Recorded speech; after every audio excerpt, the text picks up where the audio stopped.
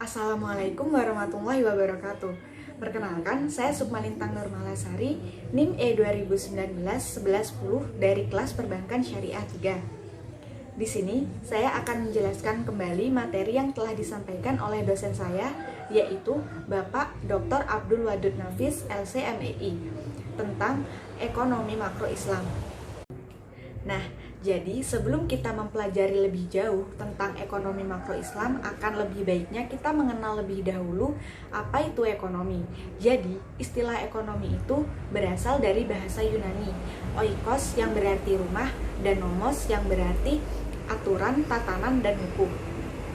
Nah, jika digabungkan, maka istilah itu menjadi ekonomi adalah sebuah tatanan atau hukum yang mengatur tentang rumah tangga, atau bisa disebut juga sistem administrasi.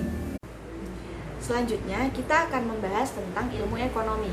Ilmu ekonomi, menurut Adam Smith, adalah sebuah cabang ilmu yang membahas dan mempelajari tentang tingkah laku manusia dalam usaha mengelola segala sumber daya yang memiliki keterbatasan penggunaan untuk mencapai sebuah tujuan tertentu. Adapun pembagian ilmu ekonomi itu dibagi menjadi 3. Yang pertama, ilmu ekonomi deskriptif. Ilmu ekonomi deskriptif adalah cabang ilmu ekonomi yang memaparkan secara apa adanya bagaimana kondisi perekonomian di sebuah negara atau daerah pada masa tertentu. Yang kedua, ilmu ekonomi terapan.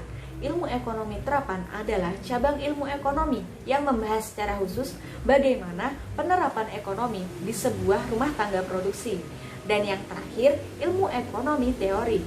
Ilmu ekonomi teori adalah cabang ilmu yang membahas tentang gejala-gejala yang timbul akibat perbuatan manusia dalam usahanya untuk mensejahterakan masyarakat.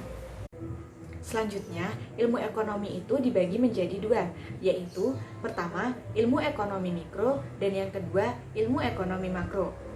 Apa sih ilmu ekonomi mikro dan makro itu? Nah, jadi ilmu ekonomi mikro adalah ilmu ekonomi yang mempelajari tentang perilaku konsumen dan perusahaan dalam menentukan harga pasar. Sedangkan ilmu ekonomi makro adalah sebuah studi secara keseluruhan seperti perubahan ekonomi yang mempengaruhi masyarakat, pasar, dan perusahaan. Nah, yang terakhir, konsep dasar ekonomi makro. Adapun beberapa hal atau beberapa konsep yang mendasari ekonomi makro itu sendiri. Yang pertama, pendapatan dan pengeluaran. Yang kedua, pengangguran. Yang ketiga, uang dan fungsinya. Yang keempat, inflasi dan deflasi. Yang kelima, permintaan aggregat dan penawaran aggregat. Yang keenam, keseimbangan IS dan LM atau keseimbangan pasar uang dan pasar barang.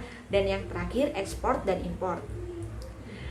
Mungkin itu saja materi atau penjelasan yang dapat saya sampaikan. Kurang lebihnya saya mohon maaf. Wassalamualaikum warahmatullahi wabarakatuh.